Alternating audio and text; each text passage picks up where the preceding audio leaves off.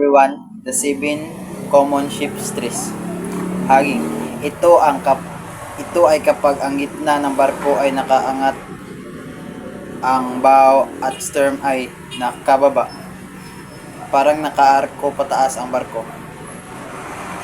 Counteract. Proper cargo distribution. Iwasan ang sobrang bigat sa dulo ng barko. Monitor loading plan. Number 2. Sagging. Ito ay isang opposite ng hanging.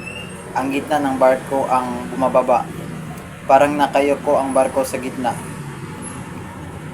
Counteract. Balance cargo weight. Huwag sobra ang bigat sa gitna. Check ballast stacks. Number 3. Rocking. Ito ang side-to-side stress dahil sa alon. Parang na-twice ang katawan ng barko. Counteract.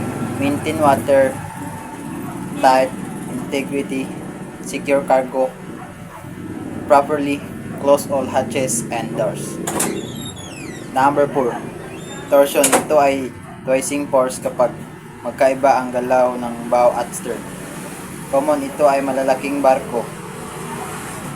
Counteract. Proper loading and lashing. Avoid uneven weight distribution. Follow cargo plan. Number 5. Shearing. Ito ay vertical force na pwedeng maghiwalay ang structure ng barko. Nangyayari kapag hindi pantay ang bigat. Counteract. Follow shear force limits using loading computer. Distribute cargo evenly. Conclusion. Follow shear force limits in ship stress ay normal sa dagat. Pero dapat itong bantayan sa tamang loading, ballast at proper seamanship. Maiwasan ang damage sa barko. Thank you for watching.